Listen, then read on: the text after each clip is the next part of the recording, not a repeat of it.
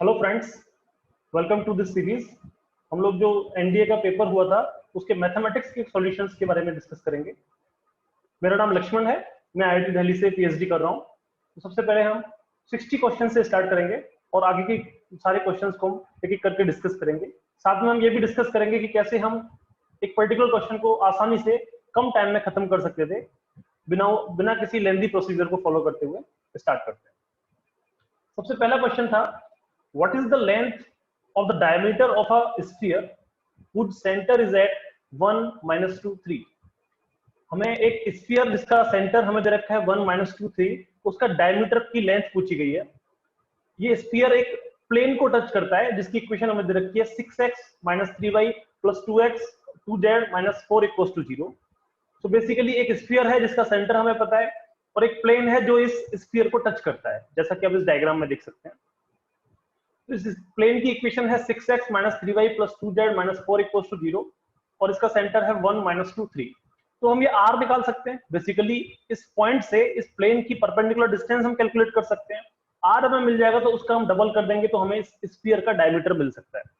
तो हमें इस स्फीयर का, इस गोला का व्यास पूछा गया है। इस प्लेन की, इस तल की हमें इक्वेशन दे रखी है। तो सबसे पहले हम परपेंडिकुलर डिस्टेंस का फॉर्मूला लगा सकते हैं, तो हमें रेडियस मिल जाएगी, त्रिज्या मिल जाएगी। तो आर हम लिख सकते हैं। ये पॉइंट आप एज इट इज इस इक्वेशन में पुट कीजिए तो आपको मिलेगा 1 into 6 plus -2 into -3 plus 3 into 2 -4। तो ये तो हो गया एज इट इज। इस इक्वेशन में हमने इस पॉइंट को पुट किया, divided by square root of इसके जो नॉर्मल है उसके हम यूनिट वेक्टर को का मैग्नीट्यूड निकालेंगे, that is 6 - 3 6i cap - 3j cap plus 2k cap का मैग्नीट्यूड। तो 6 स्क्वायर - 3 स्क्वायर प्लस 2 स्क्वायर। इसको आप कह सकते हैं 36 + 9 + 4 और इस इक्वेशन को आप कह सकते हैं 6 + 6 + 6 - 4। ये नीचे 49 हो जाएगा, जिसको आप स्क्वायर रूट लेंगे तो 7 मिल जाएगा, ऊपर आपको 14 मिल रहा है, रेशियो लेंगे तो 2 मिल जाएगा। तो बेसिकली रेडियस आपकी होगी 2 सेंटीमीटर या फिर 2 यूनिट्स।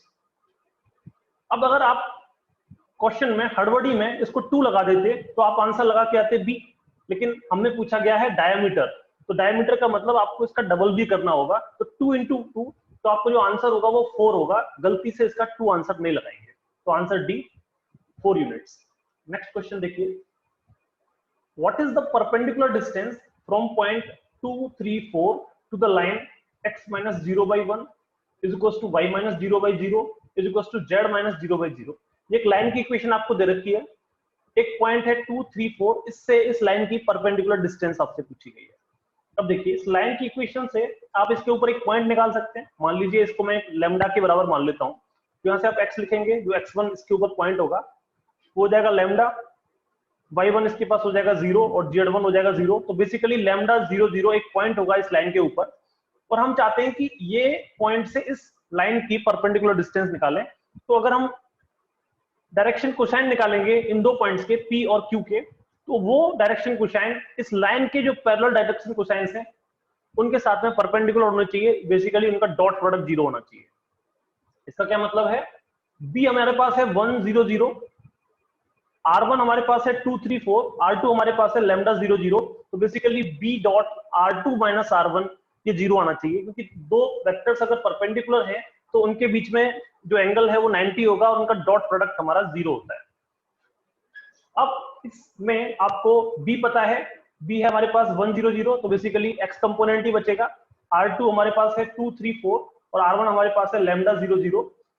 तो जब हम डिफरेंस लेंगे तो हमें simply 2 - lambda is equal to 0, तो लैम्डा की वैल्यू 2 मिल जाएगी। लैम्डा 2 हो गया, तो लैम्डा 2 अब यहाँ पे पुट कर सकते हैं। तो आपका पॉइंट हो गया 2 0 0 और ये पॉइंट है 2 3 4। इन दोनों के बीच में परपेंडिकुलर डिस्टेंस आप अब आराम से निकाल सकते हैं डिस्टेंस फॉर्मूला का यूज करके। तो डिस्टेंस हो जाएगी x2 - x1 का whole square plus y2 - y1 का whole square plus z2 - z1 का होल स्क्वायर, दैट इज 2 - 2 का square plus 3 square plus 4 square. इसको आप कह सकते हैं 5। So 5 will be the answer of this question. Next question देखिए, if a line has a direction ratios, एक लाइन है जिसके डायरेक्शन रेशियोज हमें दे रखे हैं a + b, b + c, c + a। पूछा गया है कि sum of square of its direction cosines क्या होगा। इसके जो डायरेक्शन कोसाइंस होंगे, डायरेक्शन कोसाइन का मतलब कोई line x axis, y axis और z एक्सिस के साथ में जो एंगल बनाती है उसका कॉस हम ले लें। मान लीजिए एंगल है अल्फा बीटा गामा, एक्स के साथ में अल्फा, वाई के साथ में बीटा और जेड के साथ में गामा। तो अल्फा बीटा गामा अगर एंगल्स हैं तो डायरेक्शन कोसाइंस हो जाएंगे cos alpha cos beta cos gamma. तो cos square alpha plus cos square beta plus cos square gamma हमसे पूछा गया है। ये एक डायरेक्शन कोसाइन की प्रॉपर्टी है कि इनका सम हमेशा 1 होता है। तो आपको कुछ करना नहीं था इस क्वेश्चन में, सिंपली ये प्रॉपर्टी आपको याद रखनी थी, तो आंसर आपका 1 आ जाएगा। नेक्स्ट क्वेश्चन देखिए, into how many compartments do the coordinate planes divide the space? Space में जो कोऑर्डिनेट प्लेन्स हैं X axis Y axis Z axis, वो उस स्पेस को कितने कंपार्टमेंट्स में डिवाइड करते हैं। कंपार्टमेंट्स को आप एक तरीके से क्वाड्रेंट मान सकते हो। जैसे कि हम 2D स्पेस की बात करते हैं तो एक्स एक्सिस और वाई एक्सिस मिलके पूरे इस 2D प्लेन को 4 क्वाड्रेंट में डिवाइड करते हैं, first quadrant, second quadrant, third quadrant, fourth quadrant. उसी तरीके से अगर हम एक्स वाई जेड 3 एक्सेस मान लेंगे तो हमारे पास जो कंपार्टमेंट्स आएंगे उनको हम कह सकते हैं, देखिए तीनों पॉजिटिव आप रख सकते हो, X positive Y positive Z positive, जेड को नेगेटिव रख सकते हो। इस तरीके से आप कॉम्बिनेशंस अगर देखोगे तो टोटल 8 कॉम्बिनेशंस बनेंगे। तो 8 कॉम्बिनेशन का मतलब 8 कंपार्टमेंट्स बनेंगे। इसको आप ऐसे भी लिख सकते थे कि एक्स वाई जेड मतलब किसी की भी जो वैल्यू है वो पॉजिटिव या नेगेटिव 2 वैल्यूज पॉसिबल है, और टोटल जो नंबर ऑफ वैल्यूज हमें देखनी है एक्स वाई जेड वो 3 टोटल टर्म्स हैं, 2 to the power 3 which is 8। आप ऐसे भी इसको सॉल्व कर सकते थे, तो आपका आंसर आ जाएगा 8। तो बेसिकली कोऑर्डिनेट प्लेन्स एक स्पेस को 8 कंपार्टमेंट्स में डिवाइड करते हैं। नेक्स्ट क्वेश्चन देखिए, what is the equation of the plane which cuts an intercept of 5 unit on the Z axis and parallel to X Y plane. Means एक ऐसा plane है जो एक्स वाई प्लेन के parallel है और वो Z axis पर 5 unit की लेंथ कट करता है, एक इंटरसेप्ट कट करता है। तो इसकी इक्वेशन आप सिंपली लिख सकते हैं z इक्वल्स टू 5। मींस आपकी z की वैल्यू हमेशा 5 रहनी चाहिए, और z की वैल्यू अगर हमेशा 5 है तो वो आपको एक्स वाई प्लेन के पैरेलल ही रखना होगा। तो इसका आंसर हो जाएगा B, z equals to 5। Next question देखिए, अच्छा ये जो सेट है हमारा वो सेट ए के बारे में हम डिस्कस कर रहे हैं। अगर आपका कोई और सेट है तो आप क्वेश्चंस के बेसिस पर अपने मार्क्स लगा सकते हैं। अगर सेट है तो आप डायरेक्टली अपने मार्क्स काउंट कर सकते हैं। जो कट ऑफ की जो वीडियो है हम ऑलरेडी कल अपलोड कर चुके हैं, तो आप उससे फिर अपना कट ऑफ डिसाइड कर सकते हैं। तो नेक्स्ट क्वेश्चन देखिए, if a is a unit vector in the xy plane making an angle 30 degree with a positive x axis, then what is a cap equals to? एक unit vector a दे रखा है, unit vector मतलब जिसका magnitude 1 होता है, ये x axis के साथ में 30 डिग्री का एंगल बना रहा है। पूछा गया है कि इसका एक्चुअल में वैल्यू क्या है, वेक्टर एक्चुअल में है क्या। अब ये अगर 1 है, ये एंगल अगर 30 है, तो इस डायरेक्शन में जो मैग्नीट्यूड होने वाला है आई डायरेक्शन में, उसे आप 1 cos 30 कह सकते हैं, और जे डायरेक्शन में आप 1 sin 30 कह सकते हैं। cos 30 की वैल्यू आपको पता है √3/2 होती है, sin 30 की वैल्यू भी आपको पता है 1/2 होती है। तो बेसिकली इस ए वेक्टर को आप लिख सकते हैं √3/2 i cap plus 1/2 j cap. यही आपका आंसर हो जाएगा, आंसर ए। इसमें कुछ नहीं करना था, सिंपली आपको एक वेक्टर को उसके एक्स और वाई कंपोनेंट्स में रिजॉल्व करना था। ये हम लोग मैकेनिक्स में भी कई बार डिस्कस कर चुके हैं। नेक्स्ट क्वेश्चन देखिए, let A B a point in space such that एक ए पॉइंट है स्पेस में, उसका ओरिजिन के साथ में अगर हम वेक्टर लेते हैं तो उसका जो मैग्नीट्यूड है ओ ए वो 12 आपको दे रखा है, वो जिसमें ओरिजिन है। ओ ए जो है वो एक्स एक्सिस पर 45 डिग्री का एंगल बनाता है, वाई एक्सिस पर 60 डिग्री का एंगल बनाता है। तो पूछा गया है कि ओ ए वेक्टर एक्चुअल में है कितना। अब देखिए, अगर कोई वेक्टर किसी एक पर्टिकुलर एक्सिस के साथ में यूनिट वेक्टर के साथ में एंगल बना रहा है, तो एंगल हम कैसे निकालते हैं। एंगल निकालने के लिए हम सिंपली cos थीटा यूज करते हैं या फिर डॉट प्रोडक्ट यूज करते हैं। तो हम लिख सकते हैं cos theta equals to a dot b upon magnitude of a into magnitude of b। a हमारे पास है, ये मान लीजिए ये जो OA वेक्टर है वो है a i cap plus b j cap plus c k cap. अब x एक्सिस के साथ में इसका एंगल 45 डिग्री दे रखा है, x के केस में हम b को क्या लिखेंगे i कैप, मैग्नीट्यूड 1 हो जाएगा। तो basically cos 45 equals to a upon 12। ये जो मैग्नीट्यूड a है वो हमें 12 ऑलरेडी दे रखा है। तो यहां से हम a की वैल्यू निकाल सकते हैं कि जो वेक्टर है उसका x कंपोनेंट हमारे पास 6√2 होगा। x कंपोनेंट 6√2 आ गया तो आप डायरेक्टली आंसर लगा सकते थे कि आंसर सी होगा। बस हम देख लेते हैं कि बाकी के ऑप्शन सही है कि नहीं। ऐसे ही अगर हम y कंपोनेंट निकालेंगे तो हम लिखेंगे एंगल है 60 डिग्री, तो cos 60 इक्वल्स टू b/12 यहां से आ जाएगा। सिमिलरली यहां से आप b को निकालेंगे तो वो 6 आएगा, तो ऑप्शन मैच कर रहा है। अब c निकालने के लिए हम क्या कर सकते हैं, हमें इसका मैग्नीट्यूड 12 दे रखा है, तो हम लिखेंगे a square plus b square plus c square, यही इसका मैग्नीट्यूड होगा। और ये हमें 12 दे रखा है तो इसे 12 का स्क्वायर कह सकते हैं। और यहां से आप देख सकते हो कि ये आ जाएगा 6 प्लस माइनस 6 मींस सी की वैल्यू प्लस भी 6 हो सकती है, माइनस का 6 भी हो सकती है। तो इसका आंसर हो जाएगा C 6 root 2 I cap plus 6 J cap plus minus 6 K cap. Now next question पे देखते हैं। Two adjacent sides of a parallelogram are, आपको एक पैरेललोग्राम की दो एडजेसेंट साइड्स दे रखी हैं, 2 I cap minus 4 J cap plus 5 के कैप, दूसरी है आई कैप माइनस 2 जे कैप माइनस 3 के कैप। आपसे पूछा गया है उसके जो डायगोनल्स हैं उनका डॉट प्रोडक्ट करें तो उसका मैग्नीट्यूड कितना आएगा। डायगोनल के डॉट प्रोडक्ट का मैग्नीट्यूड आपसे पूछा गया है। सो इसको कैसे कर सकते हैं, ये देखिए मान लीजिए ये एक पैरेललोग्राम है, इसका ए वेक्टर आपको दे रखा है, इसका बी वेक्टर आपको दे रखा है। तो ये अगर ए वेक्टर है और ये अगर बी वेक्टर है तो बी वेक्टर के पैरेलल दूसरा भी बी वेक्टर होता है तो ये भी बी हो जाएगा। वेक्टर एडिशन का हम यूज कर सकते हैं। तो बेसिकली ए वेक्टर यहाँ से स्टार्ट हुआ, बी वेक्टर यहाँ पे खत्म हुआ, तो सी यहाँ से स्टार्ट हो रहा है, तो बेसिकली सी वेक्टर ए और बी का सम होना चाहिए, तो सी को हम लिख सकते हैं ए प्लस बी। उसी तरीके से डी को कैसे लिखेंगे, ये डी है हमारे पास, ये ए है हमारे पास और ये बी है, तो बी और डी मिलके ए बना रहे हैं, तो बेसिकली हम डी को लिख सकते हैं ए माइनस बी। तो ये जो इसके डायगोनल वेक्टर्स हैं वो आपके हो जाएंगे C is equal to A plus B and D is equal to A minus B. A और बी आपको पता है तो सी हम निकाल सकते हैं दोनों को ऐड करके, 3 आई cap minus 6 J cap plus 2 के कैप।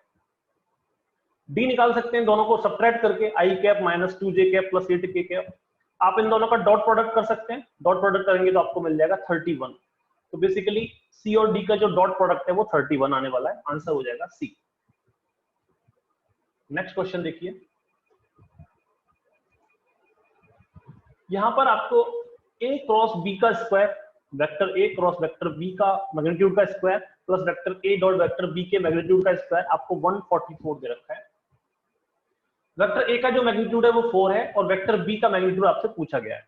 तो बेसिकली आपको पता है ए क्रॉस बी क्या होता है, A B sine theta, A dot B क्या होता है, ए बी कॉस थीटा। तो बेसिकली आपको दोनों चीजें पता है, आप यहाँ पे पुट कर सकते हैं, तो आपको मिलेगा magnitude of A square plus B square into sine square theta plus A square plus B square cos square theta equals to 144। यहाँ से ए स्क्वायर बी स्क्वायर आप कॉमन ले सकते हैं, तो ये हो जाएगा sine square theta plus cos square theta जो कि 1 होता है। ए आपको पता है 4 है, तो यहाँ से आप बी कैलकुलेट कर सकते हैं, 144 बाई 4 स्क्वायर दैट इज 9। तो बी आपके पास आ जाएगा 3, तो आंसर हो जाएगा 3, मैग्नीट्यूड ऑफ बी आपसे पूछा गया। नेक्स्ट क्वेश्चन देखिए, इफ वेक्टर ए आपको दे रखा है, वेक्टर बी आपको दे रखा है, वेक्टर सी आपको दे रखा है और ये तीनों वेक्टर्स आपस में कोप्लेनर हैं। कोप्लेनर का मतलब क्या होता है, ऐसे वेक्टर्स जो तीनों की तीनों एक ही प्लेन में लाई करें। अब जब तीन वेक्टर्स एक प्लेन में लाई कर रहे हैं तो अगर हम दो वेक्टर्स का क्रॉस प्रोडक्ट करेंगे तो वो हमें एक परपेंडिकुलर वेक्टर देता है। हमें पता है कि जब क्रॉस प्रोडक्ट जो होता है वो हमेशा एक तीसरा वेक्टर देता है जो कि उन दोनों के ही परपेंडिकुलर होता है। तो अगर हम ए और बी का क्रॉस प्रोडक्ट करेंगे तो जो वेक्टर आने वाला है वो इस सी के परपेंडिकुलर होना चाहिए, क्योंकि सी तो ए और बी के प्लेन में ही है। तो C is perpendicular to A cross B, और जब ये दोनों परपेंडिकुलर हैं तो इन दोनों का डॉट प्रोडक्ट 0 होना चाहिए। तो बेसिकली हमारा जो प्रोसीजर होगा इस क्वेश्चन को सॉल्व करने का वो क्या होगा, हम सिंपली सी का डॉट प्रोडक्ट लेंगे ए क्रॉस बी के साथ में और वो 0 आना चाहिए। अगर वो 0 आता है तो ये तीनों कोप्लेनर है, अदरवाइज नहीं है। तो सबसे पहले हमने ए और बी का क्रॉस प्रोडक्ट किया। क्रॉस प्रोडक्ट करने का ये तरीका है, आई जे के कंपोनेंट्स लिखे यहाँ पे 2 - 3 1 1 2 - 3। इसको सॉल्व किया तो आपको मिला 7 times I cap plus J cap plus के कैप। ये है हमारे पास ए क्रॉस बी। सी हमें पता है जे कैप प्लस पी के कैप, तो इन दोनों का डॉट प्रोडक्ट करेंगे तो आपको मिलेगा 7 टाइम्स जे प्लस पी के cap dot I cap plus J cap plus के कैप। तो यहाँ पे देखिए जे का जे के साथ मल्टीप्लाई हुआ, के का के साथ, तो आपको मिलेगा 1 + p = 0। तो p की जो वैल्यू आपसे पूछी गई है वो हो जाएगी -1। आंसर होगा बी। नेक्स्ट क्वेश्चन देखिए, ये लिमिट का क्वेश्चन है। यहाँ पे आपको दे रखा है limit extending to 1 x + x² + x³ - 3 divided by x - 1। ये क्या होगी? अगर हम डायरेक्टली 1 पुट कर दें तो देखिए ऊपर 3 हो जाएगा, 3 - 3 0, नीचे 1 - 1 0, तो बेसिकली 0/0 की फॉर्म आ रही है। तो जब भी लिमिट्स के केस में हमारे पास 0/0 की फॉर्म आती है तो हम एल हॉस्पिटल रूल यूज करते हैं। एल हॉस्पिटल रूल क्या कहता है कि ऊपर वाले जो न्यूमिनेटर है उसका डिफरेंशिएशन कर दो और जो डिनोमिनेटर है उसका भी डिफरेंशिएशन कर दो। तो हम अगर इसका डिफरेंशिएशन करेंगे तो हमें मिलेगा 1 + 2x + 3x²। इसका डिफरेंशिएशन करेंगे तो 1 मिलेगा। तो बेसिकली हम x की वैल्यू जब लिमिट 1 पुट करेंगे तो आपको 6 आंसर मिल जाएगा। तो इस लिमिट का जो आंसर है वो 6 होगा। नेक्स्ट देखिए, the radius of a circle is increasing at a rate of, means radius के इंक्रीज का रेट आपको दे रखा है 0.7 सेंटीमीटर पर सेकेंड। इसको आप कह सकते हैं आपकी रेडियस टाइम के साथ में चेंज हो रही है, dr/dt आपको 0.7 सेंटीमीटर पर सेकेंड दे रखा है। आपसे पूछा गया है सरकमफ्रेंस के इंक्रीज होने का रेट क्या होगा। सरकमफ्रेंस क्या होती है 2πr, इसका रेट निकालना है तो हम इसको डिफरेंशिएट कर सकते हैं। तो dc/dt आप लिख सकते हैं 2π टाइम्स dr/dt। dr/dt आपको 0.7 पता है, पाई की वैल्यू 22/7 होती है। इसको सॉल्व करेंगे तो आपको सरकमफ्रेंस के इंक्रीज होने का रेट मिल जाएगा 4.4 सेंटीमीटर पर second. Answer will B A. Next देखिए, ये भी लिमिट का ही क्वेश्चन है। यहाँ पे दो लिमिट्स आपस में इक्वल दे रखी है, means limit extending to 1 x to the power 4 - 1 upon x - 1 बराबर दे रखा है limit extending to k x to the power 3 - kq upon x square - k square.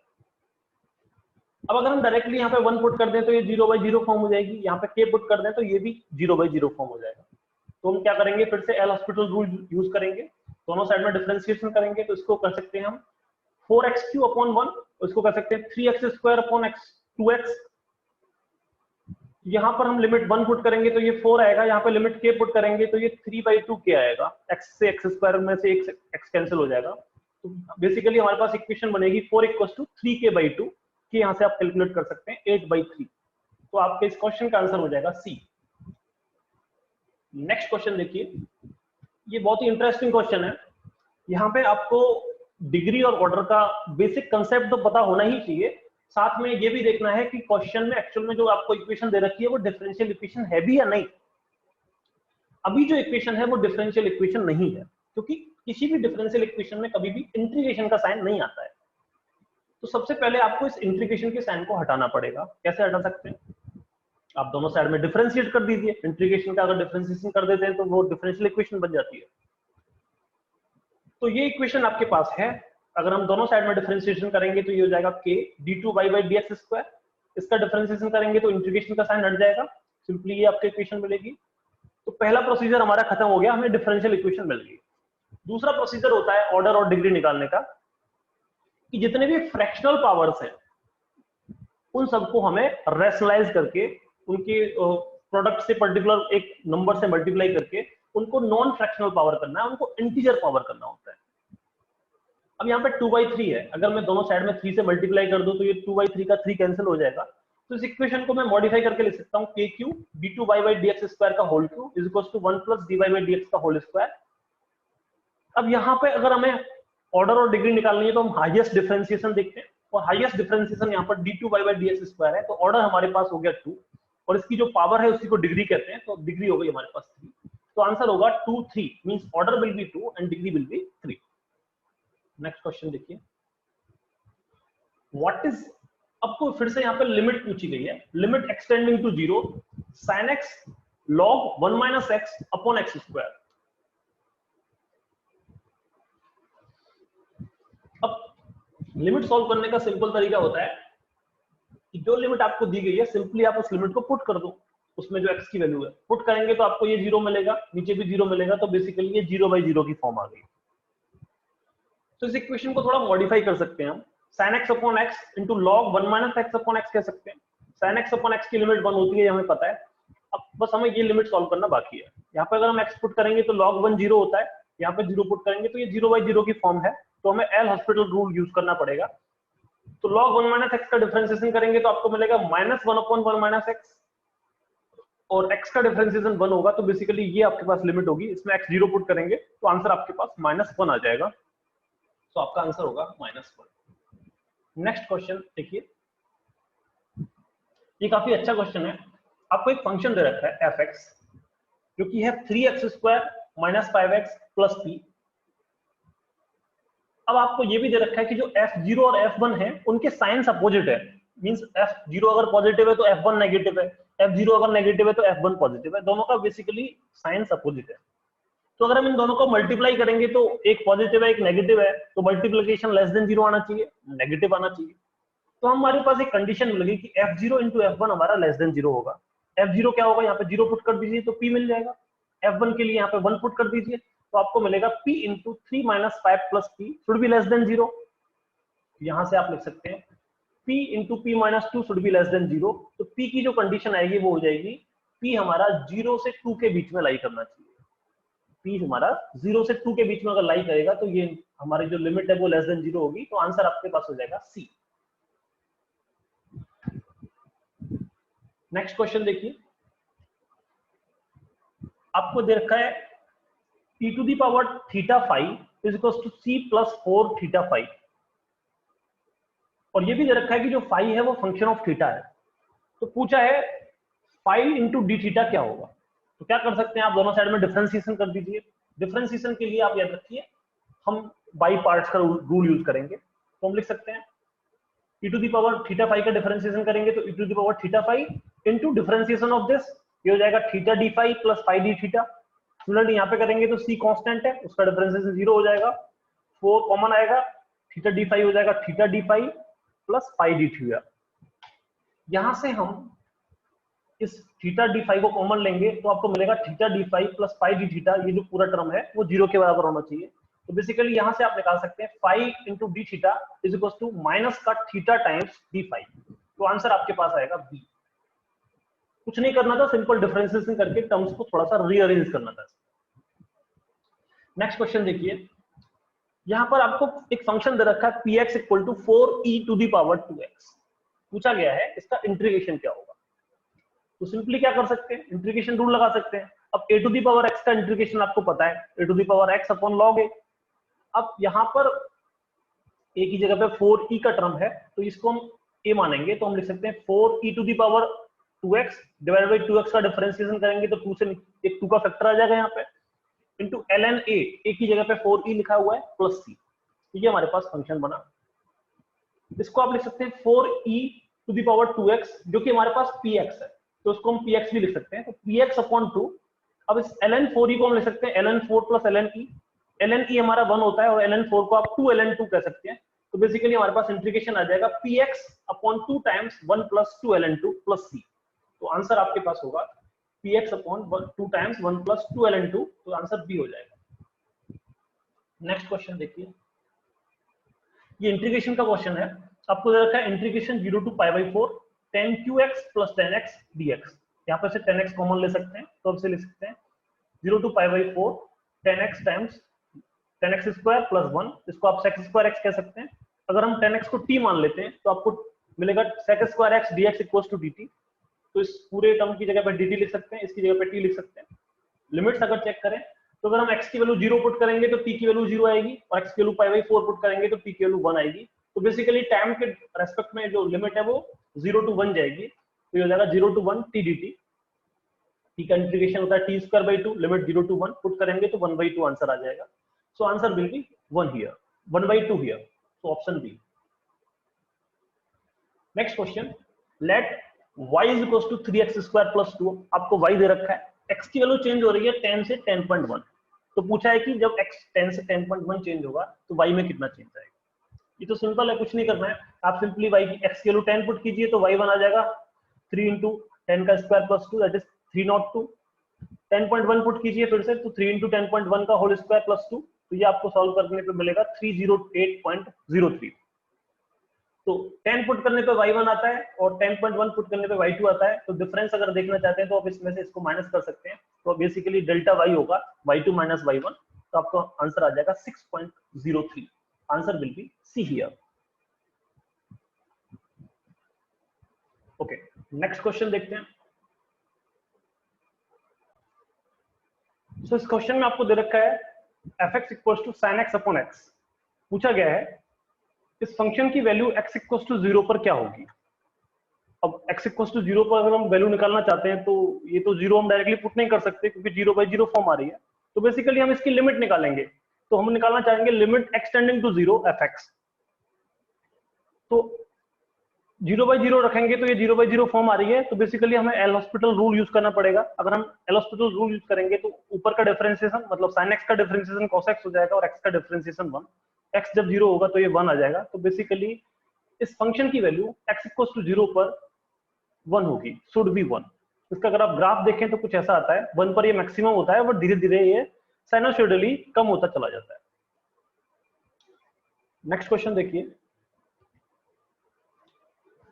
इस क्वेश्चन में आपको एक डिफरेंशियल इक्वेशन दे रखी है, dy equals to 1 plus y square dx। इसको सॉल्व करना है तो हम क्या कर सकते हैं, वेरिएबल सेपरेशन कर सकते हैं। y वाले टर्म्स को एक साइड रख लीजिए, dx वाले टर्म्स को एक साइड। तो ये हो जाएगी dy by 1 plus y square equals to dx। Integrate करेंगे तो 1 upon y 1 plus y square का इंटीग्रेशन tan इनवर्स y आएगा, तो tan inverse y equals to x plus c, और इसको हम कह सकते हैं y equals to tan x plus c। तो आंसर आपके पास हो जाएगा b। नेक्स्ट क्वेश्चन देखिए, व्हाट इज, अब आपको इंटीग्रेशन निकालना है, e to the power log x plus sin x into cos x का इंटीग्रेशन सॉल्व करना होगा। e to the power log x को आप सिंपली x कह सकते हैं, log की प्रॉपर्टी का यूज करके cos का मल्टीप्लाई करेंगे तो ये x log x cos x हो जाएगा, और ये हो जाएगा sin x plus cos x, sin x into cos x। इसमें हम प्रोडक्ट रूल लगा सकते हैं इंटीग्रेशन का, तो बाई पार्ट हम इसको इंटीग्रेट कर सकते हैं। तो हम किसको कहेंगे, देखिए x को अगर हम फर्स्ट फंक्शन मान लेते हैं, cos x को हम सेकंड मान लेते हैं, तो हमारे पास आएगा cos x का इंटीग्रेशन होता है cos sin x, तो उसको हम लिखेंगे x sin x minus x का डिफरेंशिएशन 1 होता है और cos x का इंटीग्रेशन sin x होता है, तो 1 dx। और इस sin x cos x को हम लिख सकते हैं 1/2 sin 2x, तो बेसिकली ये हो जाएगा 1/2 sin 2x का इंटीग्रेशन। तो ये हो जाएगा x sin x, इसको हम लिख सकते हैं sin x का इंटीग्रेशन माइनस cos x होता है, तो ये प्लस cos x हो जाएगा, और फिर से यहाँ से माइनस cos 2x बाई 2 आ जाएगा प्लस c, और इसको और सिंप्लीफाई करके आप बेसिकली यहाँ पे एक 2 का फैक्टर और आएगा, तो ये नीचे 4 होगा, और cos 2x को आप 1 माइनस 2 sin स्क्वायर x कह सकते हैं। तो बेसिकली आंसर आपके पास c होगा, क्योंकि माइनस माइनस यहाँ पे प्लस हो जाएंगे, और ये 1/2 इस c के साथ ऐड होकर कांस्टेंट बन जाएगा। तो आंसर होगा x sin x plus cos x plus sin x square by 2 plus c। Next question देखिए, व्हाट इज द डोमेन, इस फंक्शन का डोमेन पूछा गया है। फंक्शन क्या है, cos inverse x minus 2। cos x का डोमेन आपको पता है क्या होता है, -1 to 1, मतलब cos इनवर्स x में x की वैल्यू -1 से 1 के बीच में लाई करनी चाहिए। अब cos इनवर्स x की जगह पे x माइनस 2 अगर है, तो x माइनस 2 की वैल्यू भी -1 से 1 के बीच में लाई करनी चाहिए। -2 को आप दोनों साइड भेजेंगे तो वो +2 हो जाएगा, तो -1 + 2 1 + 2 दैट इज x की वैल्यू 1 से 3 के बीच में लाई करेगी। तो इस केस में cos इनवर्स x माइनस 2 का जो डोमेन है वो आपके पास होगा 1 to 3। Answer will be B. Next question में आपको एरिया पूछा गया है, दो कर्व हैं y square equals to 2x और y इक्वल्स टू x, तो ये दोनों के बीच में जो एरिया है, बाउंडेड एरिया, वो आपसे पूछा गया है। y square equals to 2x का ग्राफ कुछ ऐसे जाता है, y इक्वल टू x का ग्राफ ऐसे जाता है, तो बेसिकली आपको ये A1 एरिया जो ब्लू कलर में दिखाया गया है वो पूछा गया है। तो इसको आप सिंपली कैसे कर सकते हैं, दो कर्व हैं आपके पास, y1 इक्वल्स टू x और y2 equals square equals to 2x, तो इन दोनों का डिफरेंस कर सकते हैं, तो एरिया होगा आपके पास। इसकी लिमिट देखने के लिए हम दोनों को y इक्वल टू x इस इक्वेशन में पुट करेंगे तो आपको मिलेगा x square equals to 2x। तो यहाँ से x की दो वैल्यूज आएंगी, 0 और 2। 0 पॉइंट तो ये वाला हो गया, 2 पॉइंट ये हो गया, यहाँ पे x 2 है तो y भी 2 हो जाएगा, तो बेसिकली ये 2,2 पॉइंट है। तो x की जो लिमिट है वो 0 से 2 लाई करेगी, तो हम लिख सकते हैं एरिया को 0 to 2 y1 minus y2 dx। y1 हमारे पास है x के बराबर, y2 हमारे पास है रूट ऑफ 2x के बराबर, तो x minus root of 2x dx। इसको सॉल्व करेंगे इंटीग्रेशन को, तो x का इंटीग्रेशन x स्क्वायर बाई 2 होता है, रूट 2 आप कॉमन ले सकते हैं, रूट x का integration 2/3 x to the power 3/2 कह सकते हैं। लिमिट जब पुट करेंगे तो आपको आंसर मिल जाएगा 2/3। बेसिकली जो एरिया A1 आपके पास आने वाला है वो आंसर 2/3 के बराबर। नेक्स्ट क्वेश्चन देखिए, if function fx equals to 2x minus x square, ये आपको फंक्शन दे रखा है, आपसे पूछा है what is the value of fx plus 2 plus fx minus 2 when x is 0। जब x 0 होगा तो आप यहाँ पे 0 पुट कर दीजिए, तो ये आपके पास हो जाएगा f2 प्लस f माइनस 2। तो इसमें जब हम f2 पुट करेंगे तो ये हो जाएगा 2 इंटू 2 माइनस 2 का होल स्क्वायर, और यहाँ पे माइनस 2 पुट करेंगे तो 2 इंटू माइनस 2 माइनस 2 का होल स्क्वायर। तो बेसिकली ये 4 होगा, ये -4 होगा, ये -4 होगा, ये भी -4 होगा। इसको सिंप्लीफाई करेंगे तो आपके पास -8 आंसर आएगा, तो आंसर ए हो जाएगा। नेक्स्ट देखिए, आपको एक इक्वेशन दे रखी है x to the power m plus y to the power n is equals to 8 to the power m plus n। अब इसको डिफरेंशिएशन अगर हम करेंगे तो हम लिख सकते हैं बाई पार्ट्स रूल लगाएंगे, तो इसको लिखेंगे y to the power n को अगर हम कांस्टेंट फर्स्ट फंक्शन मानते हैं तो y to the power n बाहर आ जाएगा, differentiation of x to the power m plus x to the power m बाहर आ जाएगा, differentiation of y to the power n। Means इसका डिफरेंशिएशन करो, इसको एज इट इज रखो, इसका डिफरेंशिएशन करो, इसको एज इट इज रखो। एक क्योंकि कांस्टेंट है तो इसका डिफरेंशिएशन 0 हो जाएगा। तो यहां से अगर हम इस इक्वेशन को लिखना चाहें तो x to the power n का जो डिफरेंशिएशन है वो होता है m x to the power m minus 1, y to the power n का डिफरेंशिएशन हो जाए n y to the power n minus 1। अब इस पूरी इक्वेशन में से हम x to the power m y to the power m common ले सकते हैं। सो आपको मिलेगा x to the power m y to the power n टाइम्स m upon x plus n upon y dy by dx equals to 0। तो यहां से आप dy बाई dx निकाल सकते हैं, तो ये आपको मिल जाएगा minus my upon nx। So इस क्वेश्चन का आंसर होगा minus my upon nx, option B. Next question देखिए, इसमें आपको इंटीग्रेशन सॉल्व करना है। इंटीग्रेशन है dx upon x times x to the power n plus 1। इसमें से आप x to the power n common ले सकते हैं, तो उसको आप ले सकते हैं dx upon x to the power n plus 1 upon 1 plus 1 upon x to the power n। और अगर हम इस 1 plus 1 upon x to the power n को t मान लें और दोनों का डिफरेंशिएशन करें, तो हम लिख सकते हैं minus 1 upon x to the power n plus 1 dx is equals to dt। तो बेसिकली ये जो टर्म है यहाँ पे dx upon x to the power n plus 1, उसको आप माइनस dt लिख सकते हैं, और ये नीचे t है ही, तो आपका इंटीग्रेशन सिंप्लीफाई करके हो जाएगा minus dt upon t। 1 upon t का इंटीग्रेशन आपको पता है ln t होता है, तो ये हो जाएगा minus ln t plus c। t की जगह पे आप 1 plus 1 upon x to the power n put कर सकते हैं, तो ये आपको सिंप्लीफाई करके मिलेगा। माइनस अंदर भेजेंगे तो जो न्यूमिनेटर है वो डिनोमिनेटर बन जाएगा, बेसिकली ये फ्रैक्शन उल्टा हो जाएगा। तो आप लिख सकते हैं ln x to the power n upon x to the power n plus 1 plus c। So answer आपके पास ऑप्शन सी आएगा। देखिए यहाँ पे ऑप्शन बी भी एज इट इज है, बस आप अगर इस माइनस का साइन इग्नोर कर देंगे तो आपका आंसर बी हो जाएगा। तो इस माइनस के साइन की बहुत इंपॉर्टेंस है यहाँ पे। नेक्स्ट क्वेश्चन देखिए, इस क्वेश्चन में सिंपली आपसे minimum value of mod of x minus 1 पूछा गया है। तो अगर आपको ग्राफ्स का थोड़ा सा नॉलेज है तो आप इस क्वेश्चन को बहुत आसानी से कर सकते थे। आपको पता है कि मॉड x का ग्राफ कैसा होता है, इस तरीके से होता है, ओरिजिन पे उसका सेंटर होता है, यहाँ पे इसका मिनिमम होता है। और अगर आप मॉड ऑफ x माइनस 1 का ग्राफ करेंगे तो उसको शिफ्ट करना होगा आपको सिंपली 1 के पास, तो ये आप शिफ्ट होके 1 पे आ जाएगा, तो ये इसकी मिनिमम वैल्यू होगी। तो मिनिमम वैल्यू कहाँ पे होगी, x इज इक्वल टू 1 पर। तो आंसर हो जाएगा इसका बी। इसको चाहे तो आप सिंप्लीफाई भी कर सकते थे। मॉड ऑफ x माइनस 1 को आप लिख सकते हैं माइनस x माइनस 1 जब x की वैल्यू 1 से छोटी होगी, और प्लस का x माइनस 1 जब x की वैल्यू 1 से बड़ी होगी। अब मिनिमम निकालनी है तो आप देख सकते हैं कि 1 पर ही मिनिमम होगा, अदरवाइज 1 से वैल्यू आप ज्यादा रखोगे तो ये वैल्यू हमेशा बढ़ती जा रही है। तो बेसिकली x इक्वल्स टू 1 पर इसकी वैल्यू मिनिमम होगी 0। नेक्स्ट देखिए, what is the value of k such that the integration with respect to x may be a rational function। Means आपका जो फंक्शन आने वाला है वो रैशनल होना चाहिए, उसकी पावर्स में कोई फ्रैक्शन टर्म नहीं आना चाहिए, उसके अलावा कोई लॉगरिथमिक टर्म, कोई एक्सपोनेंशियल टर्म, ऐसा भी कुछ नहीं होना चाहिए। तो उसको आपको इंटीग्रेट करना है। अगर आप देखेंगे तो इस x फैक्टर की वजह से आप x स्क्वायर को डिवाइड करेंगे तो आपको x मिलेगा, और इंटीग्रेशन करेंगे तो आसानी से वो एक रैशनल फंक्शन होगा। लेकिन 8 माइनस 4k को अगर आप x से डिवाइड करेंगे तो ये लॉगरिथमिक हो सकता है, और ये लॉगरिथमिक फंक्शन होगा तो फिर हमारा रैशनल फंक्शन नहीं रह पाएगा। तो हम चाहते हैं कि जो 8 माइनस 4k टर्म है वो नहीं होना चाहिए, ताकि वो लॉगरिथमिक टर्म ना आए, क्योंकि 1/x का इंटीग्रेशन log x होता है। तो ये कब हो सकता है, जब हम इसको 0 कर दें। तो इसका मतलब 8 माइनस 4k 0 होना चाहिए, तो k की वैल्यू 2 होनी चाहिए। तो जब k 2 होगा तो ये हमें रैशनल फंक्शन देगा। आंसर इसका हो जाएगा सी। नेक्स्ट क्वेश्चन देखिए, consider the function following statements. दो स्टेटमेंट्स दे रखे हैं आपको। फंक्शन है आपके पास fx equals to e to the power minus mod x। इसको सिंप्लीफाई करके आप लिख सकते हैं e to the power x जब x 0 से छोटा होगा, e to the power minus x जब x 0 से बड़ा होगा। अगर आप ग्राफ ड्रॉ करते हैं e to the power x का, तो ये ग्राफ इस तरीके से जाता है, और जब e to the power minus x का ग्राफ ड्रॉ करेंगे तो ये ग्राफ इस तरीके से जाता है। फंक्शन हमारा x लेस देन 0 के लिए e to the power x है, तो मतलब ये हमारे पास ग्राफ है x 0 से कम के लिए, और x की वैल्यू जब 0 से ज्यादा होती है तो e to the power minus x के इक्विवेलेंट है ये। तो ये हमारे पास ग्राफ है। ये जो मैंने डॉटेड लाइन लगाए हैं ये हमारे पास ग्राफ हमारा इंक्लूडेड नहीं है। तो हमारा जो मेन ग्राफ है वो बेसिकली यही है, x लेस देन 0 के लिए इधर और x ग्रेटर देन 0 के लिए इधर। पूछा गया है x इक्वल्स टू 0 पर क्या ये डिफरेंशिएबल होगा। तो हम देख सकते हैं x इक्वल्स टू 0 पर ये डिफरेंशिएबल नहीं है, लेकिन कंटिन्यूअस तो है। तो it will be continuous at x equals to 0, but it will not be discontinuous differentiable at x equals to 0. So इसका आंसर आपके पास हो जाएगा A, continuous but not differentiable. Differentiable कैसे चेक करेंगे, आप सिंपली इसको डिफरेंशिएट कीजिए, e to the power x आएगा, इसका differentiation minus e to the power minus x आएगा।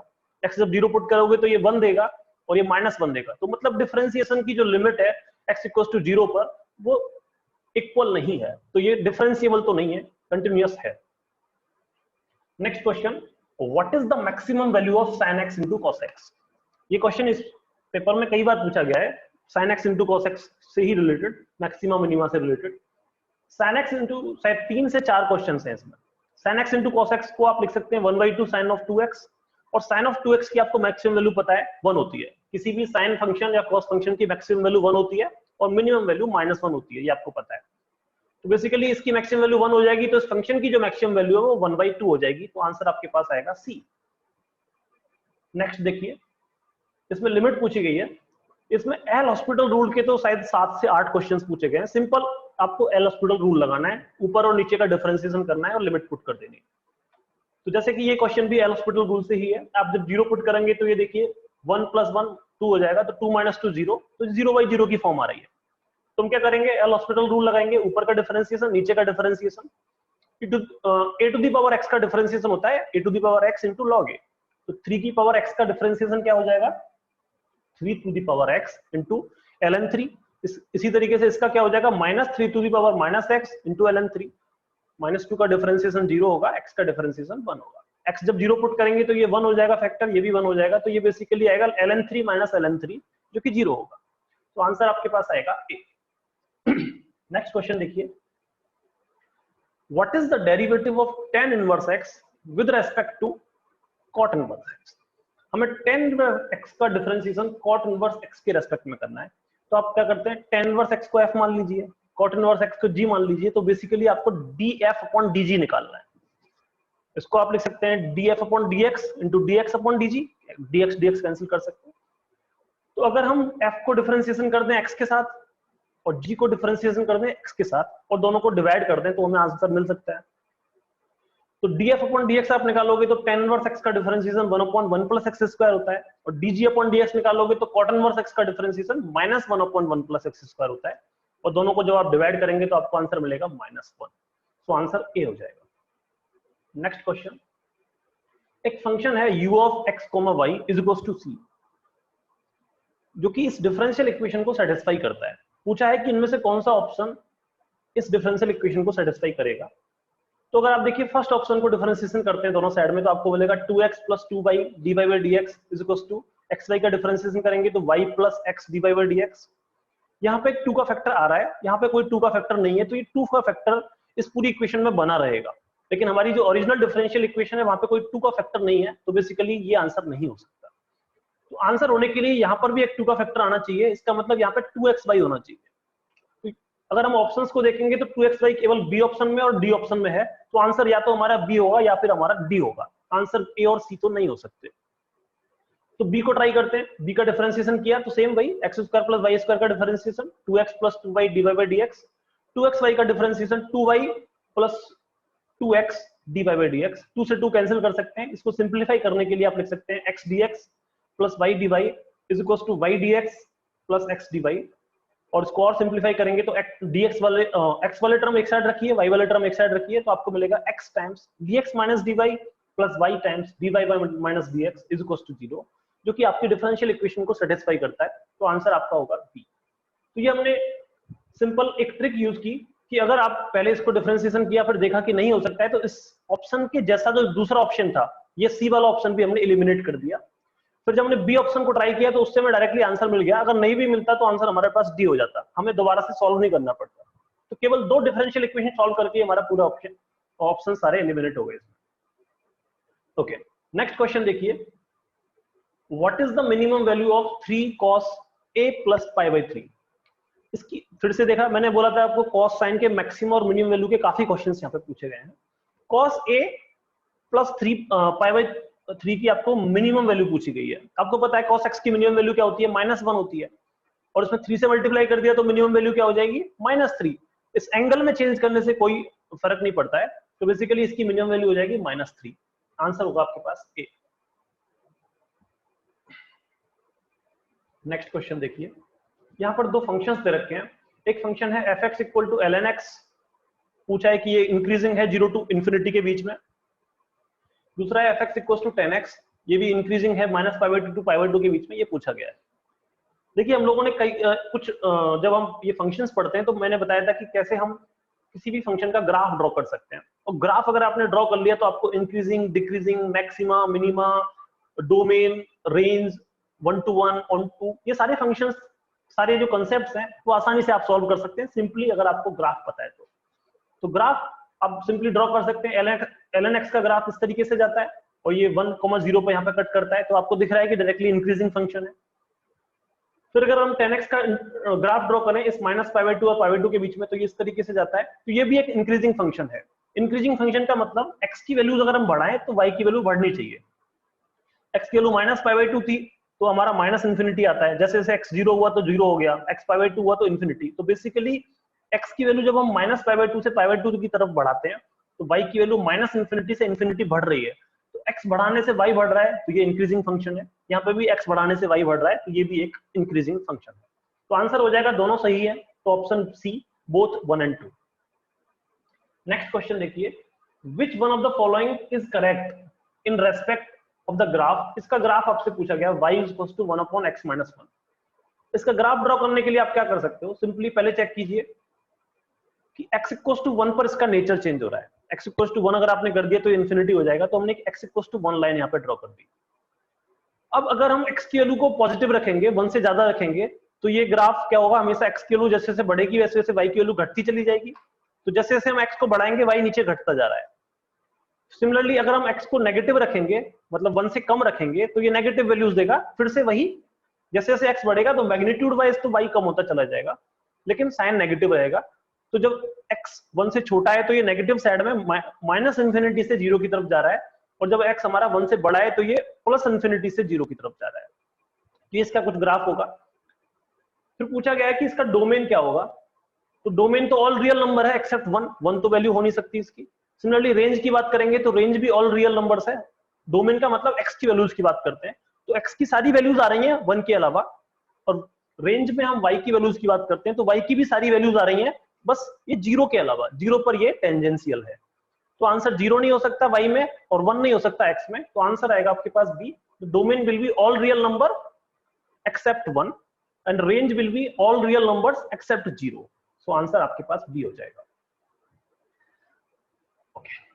फिर पूछा है कि ग्राफ इंटरसेक्ट करता है y एक्सिस को 0, -1 पे। वो आप यहाँ देख सकते हैं कि 0, -1 पे यहाँ पे इसको इंटरसेक्ट कर रहा है, तो आंसर बी ही है इसका। नेक्स्ट क्वेश्चन देखिए, एक डिफरेंशियल इक्वेशन है ln dy/dx = x। इसका आपको सॉल्यूशन पूछा गया है, तो आप क्या कर सकते हैं, ln को साइड में भेज सकते हैं तो dy/dx = e⁻x कर सकते हैं। वेरिएबल्स को सेपरेट कर सकते हैं तो हम लिखेंगे dy = e⁻x dx। तो इसको आप इंटीग्रेट करेंगे तो आपको मिलेगा y = e⁻x + c। तो आपका आंसर हो जाएगा a। ये सिंपल कुछ नहीं था, बस आपको एंटीलॉग लेना था और इंटीग्रेट कर देना था। Let L be the length, B be the breadth of a rectangle। एक आयत है जिसकी लंबाई आपको L दे रखी है, जिसकी चौड़ाई आपको B दे रखी है, और एक कंडीशन दे रखी है कि L + B की वैल्यू K के बराबर है। K कोई कांस्टेंट आप मान सकते हैं, तो आपको दे रखा है L + B = K।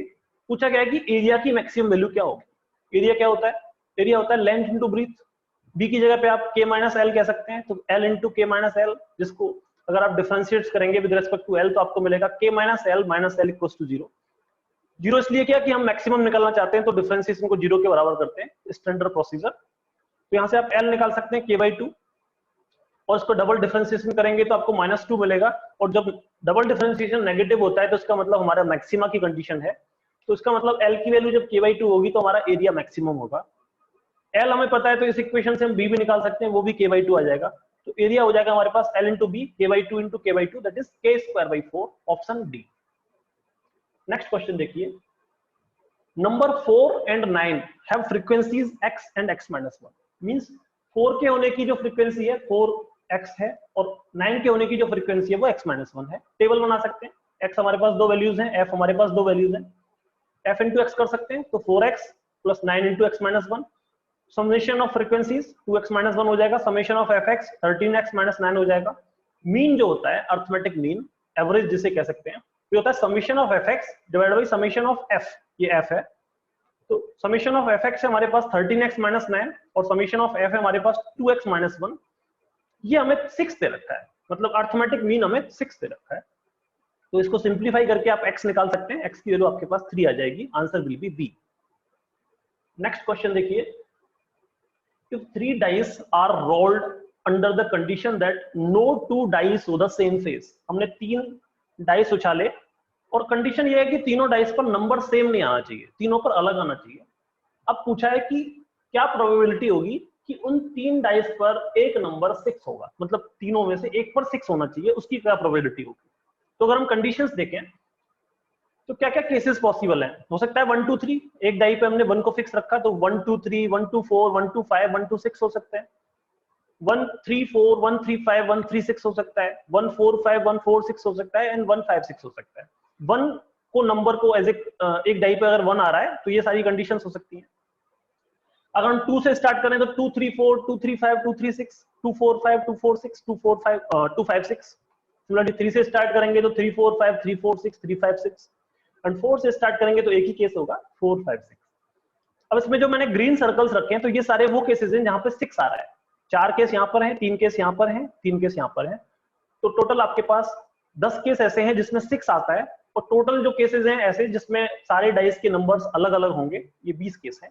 तो प्रोबेबिलिटी होती है total favourable cases divided by total number of cases, that is 10/20। इसको हम कह सकते हैं 1/2। तो आंसर आपके पास आएगा सी 1/2। नेक्स्ट क्वेश्चन देखिए, आपको probability of inter A union B आपको 5/6 दे रखा है, probability of A intersection B आपको 1/3 दे रखा है, प्रोबेबिलिटी ऑफ ए बार का मतलब नॉट ए, ये आपको 1/2 दे रखा है। तो यहां से आप प्रोबेबिलिटी ऑफ ए निकाल सकते हैं, 1 minus probability of A bar, that is 1/2। आपको फॉर्मूला पता है कि probability of A union B बराबर होता है probability of A plus probability of B minus probability of A intersection B. ये इंटरसेक्शन की प्रोबेबिलिटी पता है, यूनियन की प्रोबेबिलिटी पता है, ए की प्रोबेबिलिटी पता है, बी निकाल सकते हैं। तो यहां से आपको बी मिल जाएगा 2/3। अब पूछा गया है कि प्रोबेबिलिटी, ये जो आप ऑप्शंस देखेंगे तो इनमें पहले पूछा है कि प्रोबेबिलिटी ऑफ बी 2/3 है, तो आंसर हमारे पास सही है। लेकिन पूछा नॉट करेक्ट, इनमें से कौन सा सही नहीं है, तो ऑप्शन ए तो सही हो गया। ऑप्शन बी की बात करते हैं तो कह रहा है probability of A intersection B is equal to probability of A into probability of B. Probability of A पता है आपको, प्रोबेबिलिटी ऑफ बी पता है, दोनों का मल्टीप्लाई कीजिए तो आपको मिलेगा 1/3, जो कि ए इंटरसेक्शन बी के बराबर है। इसका मतलब ऑप्शन बी भी सही है, लेकिन हमसे नॉट करेक्ट पूछा गया है। ऑप्शन सी देखिए, यूनियन की प्रोबेबिलिटी हमें पता है, probability of A plus probability of B अगर आप करेंगे तो आपको मिलेगा 1/2 प्लस 2/3 दैट इज 7/6। इसका मतलब probability of A plus probability of B A union B से ज्यादा है, लेकिन इसमें कम दे रखा है कि ए यूनियन बी को ज्यादा बोला गया है। इसका मतलब ये आंसर गलत है, और जो गलत है वही हमारा आंसर होगा, तो option C will be the correct answer. आप ऑप्शन बी को भी देख सकते थे कि probability of not A intersection not B अगर हम निकालें तो इसको आप लिख सकते हैं 1 minus probability of A union B. A union B आपके पास 5/6 है, तो ये 1/6 आ जाएगा। नॉट ए अगर हम देखें तो वो 1/2 होगा, नॉट बी अगर हम देखें तो वो 1/3 होगा। दोनों का मल्टीप्लिकेशन करेंगे तो वो 1/6 होगा, तो ये दोनों बराबर आ रहे हैं। तो ऑप्शन बी भी हमारा सही है, लेकिन हमसे गलत पूछा गया है, नॉट करेक्ट पूछा गया है, तो आंसर सी आप लिखेंगे। नेक्स्ट क्वेश्चन देखिए, ये काफी अच्छा क्वेश्चन है। यहाँ पर आपको पूछा है sum of derivation of n number of observations measured from 2.5। Deviation का मतलब होता है कि नंबर में से हमने मीन को माइनस किया, एवरेज को माइनस किया। तो 2.5 से अगर हम डेविएशन देखते हैं तो हो जाएगा summation of i equals to 1 to n xi minus 2.5, ये आपको 50 दे रखा है। सिमिलरली डेविएशन को हम 3.5 देखेंगे तो summation i equals to 1 to n xi minus 3.5, तो ये आपके पास माइनस 50 दे रखा है। इसको आप सिंपलीफाई कर सकते हैं, तो आप लिखेंगे summation of xi into n times 2.5, तो summation of xi minus 2.5 n equals to 50। इसको आप लिख सकते हैं summation of xi minus 3.5 n equals to minus 50। Equation 1 में से इक्वेशन 2 को माइनस कर सकते हैं, तो ये समेशन ऑफ xi का टर्म खत्म हो जाएगा, तो आपको मिलेगा n इक्वल्स टू 100। तो आंसर आपके पास होगा डी। नेक्स्ट क्वेश्चन देखिए, a data set of n observations has mean, n observation का जो मीन है वो आपको 2m दे रखा है। उसके अलावा जो नेक्स्ट 2n ऑब्जर्वेशंस हैं उनका मीन आपको m दे रखा है, मतलब n का ऑब्जर्वेशन का मीन 2m है, 2n ऑब्जर्वेशंस का मीन m है। अलग अलग ऑब्जर्वेशंस हैं, ये x है, ये y है। मीन हम सिंपली निकाल सकते हैं समेशन डिवाइड बाई n से, तो summation of x upon n आपको 2m दे रखा है।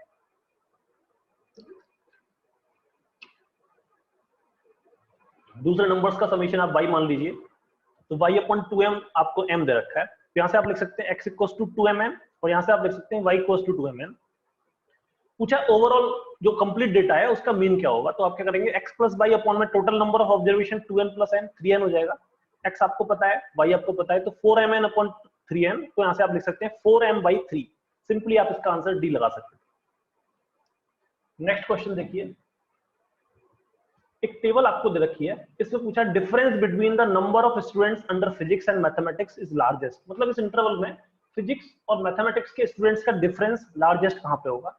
क्या करना है, सिंपल डिफरेंस कर लीजिए, फिजिक्स में से मैथ्स को माइनस कर लीजिए, तो ये 8 है ये 10 है तो 2 हो गया यहाँ पे डिफरेंस, यहाँ पे ये 11 है ये 21 है तो डिफरेंस 10 हो गया, ये 30 है ये 38 है तो डिफरेंस 8 हो गया, यहाँ पे 11 हो गया, यहाँ 5 हो गया, 4 हो गया। मैक्सिमम डिफरेंस देखेंगे तो 11 आपको मैक्सिमम दिख रहा है, मैक्सिमम कहाँ पे है 40 to 50 के बीच में, तो आंसर हो जाएगा सी। सिंपली डिफरेंस देखना था और बताना था कि किस इंटरवल में वो डिफरेंस ज्यादा आया है। नेक्स्ट क्वेश्चन देखिए, what is the probability that February of a leap year selected at random will have 5 Sundays। In general जो फरवरी होती है वो 28 दिन की होती है, लेकिन लीप ईयर में वो 29 दिन की हो जाती है, ये आपको पता है। 28 दिन में अगर हम 7 से डिवाइड करेंगे तो कंप्लीट डिवीजन हो जाता है, इसका मतलब 28 दिन के अंदर तो 4 संडे आ चुके हैं। अब वो जो एक संडे 5 संडे में चाहिए ना, तो जो एक दिन बचा है वो अगर संडे हो गया तो हमारी 5 दिन की प्रोबेबिलिटी हो जाएगी। तो वो एक दिन जो है वो कुछ भी हो सकता है, Sunday, Monday, Tuesday, Wednesday, Thursday, Friday, Saturday, तो उसके संडे होने की प्रोबेबिलिटी हम कह सकते हैं 1/7, क्योंकि 7 टोटल डेज होते हैं, उसमें से एक डे बचा है तो 1/7 हम किसको कहेंगे, तो आंसर हो जाएगा 1/7। नेक्स्ट क्वेश्चन देखिए, the arithmetic mean of 100 observations is 40। 100 observations का जो अर्थमेटिक मीन है आपको 40 दे रखा है। मान लो कि उनका सम x था, तो x अपॉन 100 आपको 40 दे रखा है, जिससे आप x निकाल सकते हैं 4000। फिर कह रहे हैं कि गलती से, ये क्वेश्चन कई बार पूछा गया है एनडीए में, प्रीवियस ईयर में भी काफी बार पूछा गया है कि गलती से हमने क्या किया, एक रॉन्गली ऑब्जर्वेशन 53 था लेकिन उसको हमने 83 पढ़ लिया, मतलब 53 की जगह पे हमने 83 उसको ऐड कर लिया था। तो एक्चुअली अगर हम देखें तो आंसर में मीन क्या होना चाहिए, तो x में हमने गलती से 83 जोड़ा था, उसको मैंने घटा दिया और उसकी जगह पे 53 लगाना था, मैंने उसको ऐड कर दिया। मीन निकालने तो हमने 100 से डिवाइड कर दिया, तो उसको आप कह सकते हैं x अपॉन 100 माइनस ये 30 हो जाएगा, तो x अपॉन 100 माइनस 30/100, x आपके पास 4000 है, या फिर x अपॉन 100 आपके पास 40 है, तो सिंपली लिखेंगे आप 40 माइनस 0.3, तो आंसर आपके पास हो जाएगा 39.7। सो आंसर बी होगा। नेक्स्ट क्वेश्चन देखिए, a husband and wife appear in an interview for 2 vacancies for the same post। एक पोस्ट है जिसमें 2 वैकेंसीज हैं, हस्बैंड और वाइफ उसमें अपियर होते हैं। हस्बैंड के सिलेक्शन की प्रोबेबिलिटी 1/7 है, वाइफ के सिलेक्शन की प्रोबेबिलिटी 1/5 है, दोनों ही इवेंट लेकिन उसमें इंडिपेंडेंट। पूछा है कि प्रोबेबिलिटी, एक प्रोबेबिलिटी है जो कि 11/35 आती है, तो वो 11/35 किस चीज की प्रोबेबिलिटी है। तो देखिए, अगर हम ऑप्शन ए की बात करते हैं तो at least one of them is selected, तो इसको निकालने के लिए हम लिख सकते हैं कि मान लो कि कोई भी सिलेक्ट नहीं हुआ और उसको 1 में से माइनस कर दिया, तो 1 minus no one is selected, तो इसका आप कह सकते हैं 1 minus 1/7 into 1 minus 1/5। Independent events की प्रॉपर्टी होती है कि उनके इंटरसेक्शन को हम उनके प्रोडक्ट के बराबर कर सकते हैं। सो ये आपको मिल जाएगा 1 माइनस 6/7 इंटू 4/5, दैट इज 11/35। तो पहला आंसर ही हमारे पास 11/35 आ गया, तो आप आंसर ए लगा सकते थे डायरेक्टली, आगे कुछ करने की जरूरत नहीं थी। Only one of them will be selected, केवल एक सिलेक्ट होगा, तो हो सकता है हस्बैंड सेलेक्ट हो गया हो तो वाइफ नहीं होगी, और वाइफ हो गई हो तो हस्बैंड नहीं होगा, तो PH इंटू PW बार plus PH bar into PW, इसको आप सिंप्लीफाई करेंगे तो आपको 2/7 आएगा। तो ऑप्शन बी की वैल्यू जो प्रोबेबिलिटी है वो 2/7 है, तो ये आंसर नहीं हो सकता। नो वन इज सिलेक्टेड, तो हम लिखेंगे PH बार इंटू PW बार, तो ये आ जाएगा 24/35, ये भी आंसर नहीं हो सकता। दोनों ही सेलेक्ट हो गए तो उसकी प्रोबेबिलिटी आप लिखेंगे PH इंटू PW 1/7 इंटू 1/5, क्योंकि इंडिपेंडेंट है तो हम डायरेक्टली मल्टीप्लीकेशन कर रहे हैं, क्योंकि 1/35 आएगा, तो इसका आंसर भी 1/35 है। आपसे पूछा गया है कि 11/35 प्रोबेबिलिटी किसकी होगी, तो आंसर ए होगा। नेक्स्ट क्वेश्चन देखिए, अ dealer has a stock of 15 gold coins, उसके पास 15 गोल्ड कॉइन्स हैं जिसमें से 6 खराब है। अब किसी इंसान ने 4 गोल्ड कॉइन रैंडमली चूज किए, तो उसकी प्रोबेबिलिटी क्या होगी कि उसके जो चारों गोल्ड कॉइन है वो खराब निकले। तो हम क्या कर सकते हैं, 6 में से 4 निकलने चाहिए, डिवाइड बाय 15c4, 6 फैक्टोरियल, इसको 6c4 को हम कह सकते हैं 6 factorial upon 4 factorial into 2 factorial, और 15C4 को हम कह सकते हैं 11 factorial into 4 factorial upon 15 factorial. इसको सिंप्लीफाई करेंगे तो हमको आंसर मिल जाएगा 1/91, तो आंसर हो जाएगा इसका A. Next question, a committee of 3 is to be formed from a group of 2 boys. हमारे पास 2 लड़के हैं, 2 लड़कियां हैं, उनमें से हमें एक कमेटी बनानी है 3 लोगों की। पूछा है कि उस कमेटी में 2 लड़के और 1 लड़की होने की क्या प्रोबेबिलिटी होगी। तो क्या होगी प्रोबेबिलिटी, 2 लड़के हैं, 2 में से 2 चूज करने पड़ेंगे 2C2, और 2 लड़कियों में से 1 लड़की चूज करनी होगी तो 2C1 डिवाइडेड बाई टोटल जो है वो 4 है, तो 4C3, 4 में से हमने 3 सेलेक्ट किए। इसको आप सिंप्लीफाई करेंगे तो आपको आंसर मिल जाएगा 1/2, तो इसकी प्रोबेबिलिटी होगी 1/2। नेक्स्ट क्वेश्चन देखिए, इन अ लॉटरी टिकट्स 10 टिकट हैं जिन पर नंबर लिखा हुआ है 1 से लेकर 10 तक। उनमें से हमने 2 टिकट रैंडमली पिक की, तो उसकी क्या प्रोबेबिलिटी होगी कि उन टिकट्स पर जो नंबर है वो प्राइम होगा। तो अगर हम 1 से लेकर 10 तक की बात करें तो प्राइम नंबर्स हमारे पास होते हैं 2, 3, 5, 7। आप याद रखिए 1 प्राइम नंबर नहीं है, 1 is not a prime number. तो केवल 4 हमारे पास प्राइम नंबर्स हैं, तो हमारे जो 2 नंबर्स हमने चूज किए हैं वो इनमें से आने चाहिए प्राइम होने के लिए। तो हम लिखेंगे 4C2 डिवाइडेड बाई 10C2, और इसको आप सॉल्व करेंगे तो आपको मिल जाएगा 2/15, तो आंसर होगा सी। नेक्स्ट क्वेश्चन देखिए, ए और बी 2 इवेंट्स हैं जिसमें प्रोबेबिलिटी ऑफ ए आपको 0.6 दे रखा है, प्रोबेबिलिटी ऑफ बी आपको 0.5 दे रखा है, probability of A intersection B आपको 0.4 दे रखा है। तो ए यूनियन बी की प्रोबेबिलिटी आप निकाल सकते हैं, क्या हो जाएगी, P A plus P B minus P A intersection B. P A पता है, पीबी पता है, और इंटरसेक्शन भी पता है, तो यूनियन की प्रोबेबिलिटी आपको 0.7 मिल जाएगी। बेसिकली ये इस तरीके से इवेंट है। अब आपसे पूछा है कि what is the probability of A intersection, sorry A not union B. तो ए नॉट का मतलब ए नहीं होना चाहिए और बी होना चाहिए, तो उसको अगर हम यूनियन लेंगे तो आपको पूरा की पूरा ये u माइनस बी मिल जाएगा, और u माइनस बी को आप लिख सकते हैं 1 माइनस पी ए, जैसे 1 माइनस 0.6, तो आपके पास 0.4 आंसर आएगा। सिमिलरली पूछा है P B bar into oblique A bar, तो इसको आप लिख सकते हैं P B bar intersection A bar divide by P A bar. इसको आप लिखेंगे 1 minus P A union B, और इसको लिखेंगे आप P A bar. P A बार आपको सिंपली यहां से मिल सकता है, पी ए आपके पास 0.6 है तो पी ए बार आपके पास 0.4 होगा, तो आंसर आ जाएगा 0.75। इनमें से कोई भी ऑप्शन मैच नहीं कर रहा है तो आंसर हो जाएगा डी। लास्ट क्वेश्चन, 3 कुक हैं एक्स वाई जेड, उनकी कुछ स्पेशलिटी है कि कोई केक बनाने की, लेकिन केक बनाने में वो कभी कभी फेल हो जाते हैं, तो उनकी फेल होने की प्रोबेबिलिटी है कि एक्स बना नहीं पाएगा 0.02 पर प्रोबेबिलिटी से, वाई के लिए 0.03 और जेड के लिए 0.05 है। जो टोटल केक्स बनते हैं उनमें से 50% एक्स बनाता है, 30% वाई बनाता है और 20% जेड बनाता है। ये बेस थ्योरम का क्वेश्चन है बेसिकली। तो पूछा है एक्स के फेल होने की क्या प्रोबेबिलिटी होगी, तो हम लिख सकते हैं 50% उसका टोटल शेयर है, तो 50% of P X divided by 50% of P X plus 30% of P Y plus 20% of P Z. तो 50% इस सारी प्रोबेबिलिटीज को हम पुट कर सकते हैं, तो आपको आंसर मिल जाएगा 10/29, तो आंसर होगा बी। तो इस तरीके से हमने ये सारे क्वेश्चन सॉल्व किए। अगर आपको ये सॉल्यूशन अच्छा लगा है तो इसको लाइक कीजिए, इस वीडियो को शेयर कीजिए और हमारे चैनल को सब्सक्राइब कीजिए। आप हमारी अगर क्लासरूम को ज्वाइन करना चाहते हैं तो डिस्क्रिप्शन में दी गई लिंक से आप रजिस्टर कर सकते हैं। Thank you.